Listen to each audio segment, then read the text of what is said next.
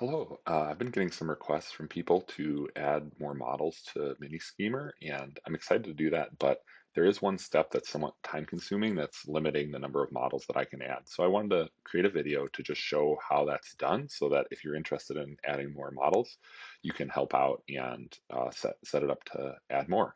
So just in case you're curious what Mini Schemer is, it's this site where you can take a model and try out different paint schemes just to see what they kind of look like on a model. Um, so, uh, and the way that this works is I take a black and white copy of the model, and then I define the regions. I define this scheme, and then which areas of the model those colors should apply to. So this metals color, if you want to change it, it like applies to these sections of the model. So the labor intensive part of this is defining which areas of the model should be which color. So the way that I do this is I start with a photo like this. A painted model works best, but renders also work well. The beauty of the painted model is you get things like the highlights that a painter would do versus just the like that defines things like a metallic surface better.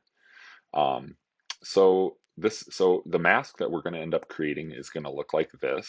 So what I've done here is basically painted in a unique color for each region uh, that we want to have be a different color.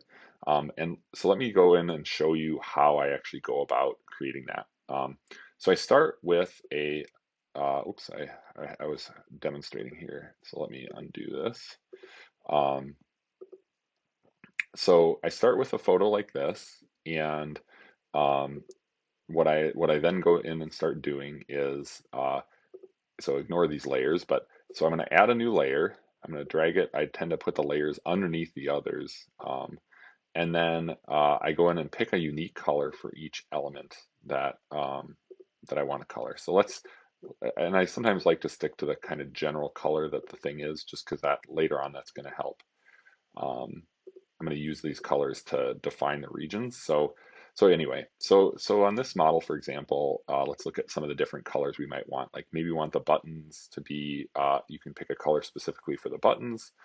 You can pick maybe a color specifically for these insignias. Maybe this and this would share a color, etc. So just to show how I paint this, I'm just going to go in and pick out these buttons with this unique color. A couple of tips. Any anti-aliasing does not work well because I need all these pixels to be the exact same color. So in Pixlr, oh sorry, I don't think I said this is Pixlr.com. This is the tool I tend to use. Photoshop would also work, but really key here is don't use anti-aliasing. So on the brush you want to use hard tip, and you want to use the like these versus these more airbrushy style ones, because if there's multiple, like if you use an airbrush, what it ends up doing, or a anti-aliasing, it ends up creating multiple colors. And in Mini Schemer, it wants to treat those as different regions. So don't do that. So now I can just, actually, I don't think I should do duplicate layer. In general, what I actually do in practice is keep an empty layer here, and then I go in and duplicate it. So now if this is a blank layer, now I have this layer to duplicate. So now I'll do show coloring in another region. So let's say, for example, this trim, and you'll notice here I'm not being very careful, and I'm coloring in like both the main surface and also any shadows. And what we really want to do in the end is have every pixel have a color defined. So it's better to go over a little bit than under a little bit, if that makes sense. Um, so so let's say we go in, and I'm just going to pick out one more area here. So let's pick out this, and again, we're picking a unique color for each region that we want to be like colorable in Mini Schemer, and it's these regions that define like which colors get applied to which area. Um, and then, so this is where I've been mentioning this idea of putting layers underneath. And so because this layer is like, this is the top layer and this is the bottom layer, because I'm now painting in the bottom layer, what that does, that ends up saving a lot of time over the long run, and you see this more if you go through the whole process, is that now I'm coloring underneath my other colors. So I have to be a lot less careful because um, I don't have to worry about accidentally coloring over something that I've already done. So yeah, so it's just kind of like a little Photoshop type of trick. And one thing is you don't have to worry about painting in the white space because the way that Mini Schemer works, it's tinting, and anything that's white like won't tint. So anyway, so at the end, what I'm going to do is turn off the background, and that will create this type of mask that we saw here, and then save this as a transparent PNG, and then that will create the mask. So then once you have this, save a black and white image of the same size, and then I'll take the black and white image plus the mask, and put it into Mini Schemer.